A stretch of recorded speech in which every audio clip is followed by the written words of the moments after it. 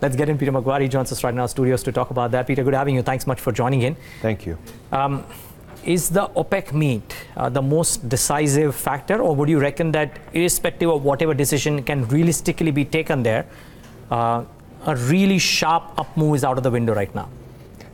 I don't think you're going to see a massive bounce of 5 or 10% to the upside quickly. I just don't think those parts of the equation are really there. There's so much momentum to the downside. I think this has really been a 7-week trade. Bears have been all over it. It's been enormous as far as downdraft. And if you've got to see what happens as the G20, because that's going to be the entree to the main course on December the 6th. There is no doubt as far as consumption. We're through 100 million barrels a day. Last Thursday I went over to Paris and I was in the International Energy Agency. And their forecasts are, trimming those back as far as 2019. So what the global demand picture is. So I think that there's a wash with oil. And we're very conscious of that. And we've got a very bullish president wanting to be bearish on price. And I'll tell you what, he's certainly delivered, and he's taken a back step as far as Saudi and Russia. Everyone's having a little bit of a wake-up call. Yeah. What do you make out of, the divergent opinions of the IEA as well as the OPEC? So while we've seen crude supplies and stockpiles on the rise, IEA believes that this is good because it's a sort of an insurance, while OPEC, on the other hand, said that they're going to probably look at, cutting down on their supplies, which in anticipation of, the shortfall because of the Iranian sanctions, they had upped a bit. So now they're planning to pull that back. So two divergent opinions coming. Absolutely. Look, the other side, of course, is also that OPEC is not the big producer. They certainly produce, a third to 40% of the global demand. But there are a lot of other producers, and when you see of what the US has done, Canadian oil sands and so on, all of these markets are very, very strong as far as the production side. So I think it's just going to be a very interesting couple of weeks. I think there'll be some whipsawing as far as price, but the big picture is going to be what happens as far as Trump and President Xi with the G20. Do they resolve that matter, or is it full-on trade wars going forward? And that's really going to have some sort of overhang to the December 6th meeting. So paint like a scenario for us in terms of the impact on crude oil if things don't go down the way that they're anticipated to go. I think you're going to see another 10% come off the market very quickly. I wouldn't be surprised to see a 57, 56 handle as far as Brent. WTI's got the potential to be a 47. Have a look at the downdrafts. Have a look at what's happened over there. Do you think OPEC will let that price be? I wouldn't be surprised if you hit a 48, 47.50 by December the 4th, leading into the meeting. I think you'll see some whipsawing then. And it's not uncommon. You go to the meeting and then there's the debrief at 5 o'clock where they present to all the analysts and you guys are there, and the media, the global media is there in that arena. And then you see normally price volatility, and you'll see a whipsaw of probably 5 or 6% to the upside. I'd say that's how it'll play. Then it'll settle down, normally about 48 to 72 hours. It's going to be a Thursday meeting, so you'll see trade in New York that evening, then you'll see the Friday. I think it'll be fairly wild gyrations on the market. Interesting. Peter, I know you kind of briefly touched upon that, but how much of this is fundamental rebalancing, and how much of this downdraft, as we call it right now, is also sentimental and trading led? I mean, my question is, realistically, over a 12-month period, what's an ideal average based on fundamentals that you reckon crude prices could see, NYMEX or Brent? Well, I think first off, there's a downdraft, and that's been very much led from the hedge funds and certainly the big traders. Retailers across it as well, and everyone's short. And you've had a very strong US dollar. So momentum has really driven it really softer. If you're looking at a long-term projection, I think we're going to hold these sort of numbers. Unless you see something as far as geopolitics, or you see a war, or you see something, because we're really entering a new framework. You've got a president that's certainly saying, do we need 3 rate rises next year?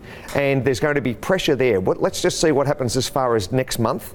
And if Jerome Powell, or the Fed chair, only has 2 rate rises, then everyone's going to weigh in on that and saying, well, maybe it's not as robust as what we think. There are many commentators saying that we're at the full end of the cycle. We're only seeing downtimes from here.